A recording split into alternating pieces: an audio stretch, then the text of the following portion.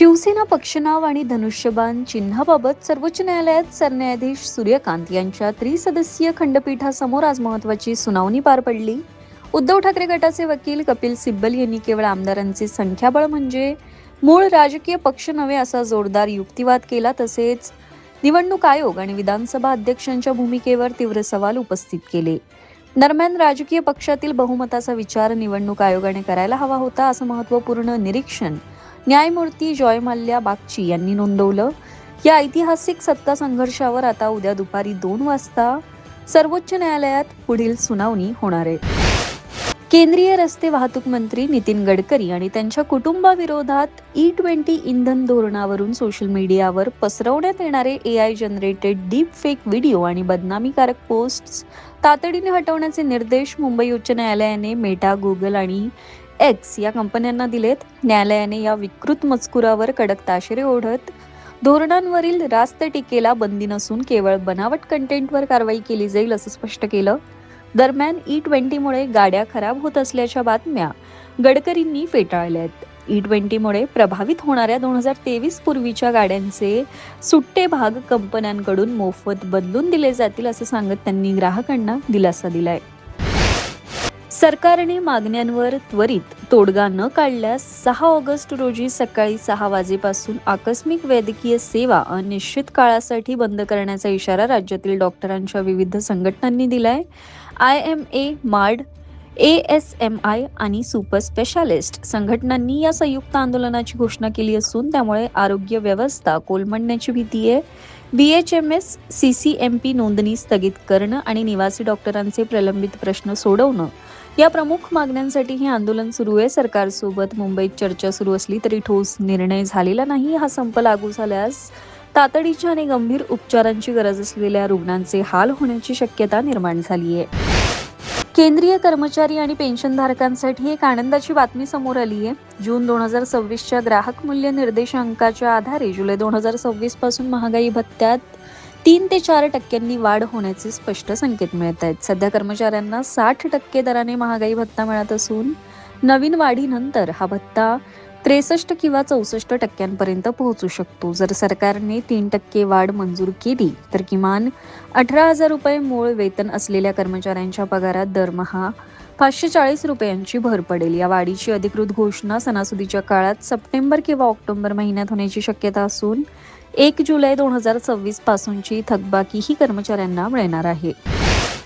Digital व्यवहारांचा विस्तार वेगाने होत असताना UPI पेमेंटवर आगामी काळात शुल्क आकारले जाणार का यावर रिझर्व्ह बँकेचे गव्हर्नर संजय मल्होत्रा यांनी स्पष्टीकरण दिले. पेमेंट सिस्टीम चालवण्यासाठी येणारा खर्च कोणाला तरी उचलावाच लागतो, मात्र हा भार सरकार, व्यापारी की इतर कोणावर पडणार याविषयी अजून अंतिम निर्णय झालेला नाहीये. सध्या ग्राहकांसाठी आणि व्यापाऱ्यांसाठी UPI सेवा मोफतच राहील. 2,000 रुपयांपेक्षा जास्त रकमेच्या व्यवहारांवर मर्चंट डिस्काउंट रेट लावण्याबाबत विविध चर्चा रंगत असल्या तरी टॅक्सेशन दुरुस्ती विधेयक 2026 मध्ये असा कोणताही प्रस्ताव समाविष्ट केलेला नाहीये. डिजिटल व्यवहारांना प्रोत्साहन देणाऱ्या या यंत्रणेचा खर्च भागवण्यासाठी शाश्वत महसूल मॉडेल उभारण्याची मागणी बँकांकडून होते.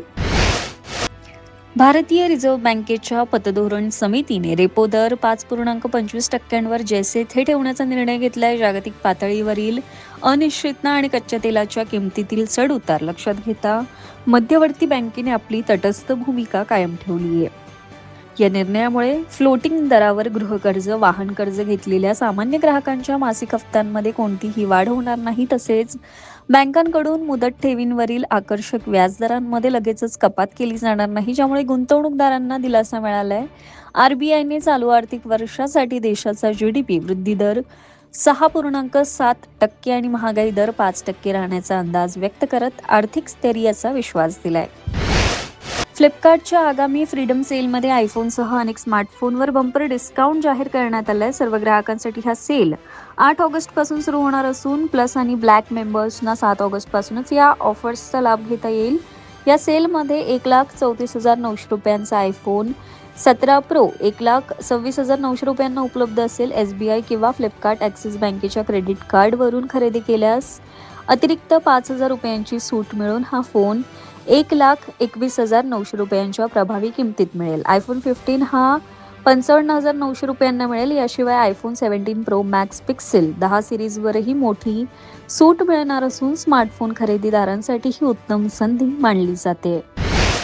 भारतीय ऑटोमोबाईल बाजारात मारुती सुझुकीच्या नव्या ब्रेझा फेसलिफ्टने धुमाकूळ घातलाय. 24 जुलै रोजी लॉन्च झालेल्या या एसयूव्हीला ग्राहकांचा उत्स्फूर्त असा प्रतिसाद मिळत असून दररोज सुमारे 2,000 गाड्यांचे बुकिंग नोंदवले जाते.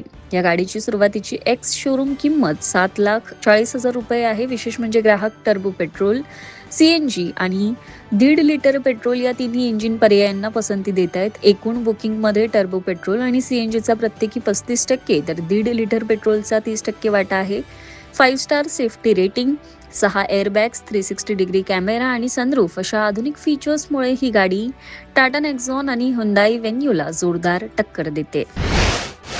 दिल्ली प्रीमियर लीग 2026 मध्ये न्यू दिल्ली टायगर्सचा कर्णधार हिम्मत सिंह याच्या एका अजब कारनाम्याने सामना थेट सुपर ओव्हरमध्ये नेला. आउटर दिल्ली वॉरियर्सला विजयासाठी शेवटच्या चेंडूवर 1 धाव हवी होती. धाव घेताना हिम्मत सिंहकडून सोपा रनआउट हुकला. संतापाच्या भरात त्याने चेंडूला लाथ मारली आणि तो थेट नॉन स्ट्रायकर स्टम्प्सवर जाऊन आदळला. फलंदाज प्रथम सलुजा क्रीजबाहेर असल्याने धावबाद झाला. सुपर ओव्हरमध्ये आउटर दिल्लीने विजय मिळवला, तरी हिम्मतच्या या किकची जोरदार चर्चा रंगलीये. बॉलिवूडचा किंग शाहरुख खान 1,520 कोटी रुपयांच्या ब्रँड व्हॅल्यूसह देशातील सर्वात मौल्यवान सेलिब्रिटी ठरलाय. ताज्या अहवालानुसार चित्रपटांचे यश आणि वाढत्या जाहिरातींमुळे शाहरुख खानने पुन्हा एकदा अव्वल स्थान पटकावलंय. या यादीत मोठा फेरबदल पाहायला मिळाला असून अभिनेता रणवीर सिंहने 1,434 कोटी रुपयांच्या ब्रँड व्हॅल्यूसह स्टार क्रिकेटपटू विराट कोहलीला मागे टाकत दुसरे स्थान मिळवले. विराट कोहली 1,394 कोटी रुपयांसह तिसऱ्या क्रमांकावर आहे. देशातील अव्वल 25 सेलिब्रिटींची एकूण ब्रँड व्हॅल्यू 17,600 कोटी रुपयांपर्यंत पोहोचली असून आता कंपन्यांकडून डिजिटल प्लॅटफॉर्मवरील जाहिरातींवर भर दिला जात असल्याचं या अहवालातून स्पष्ट झालंय.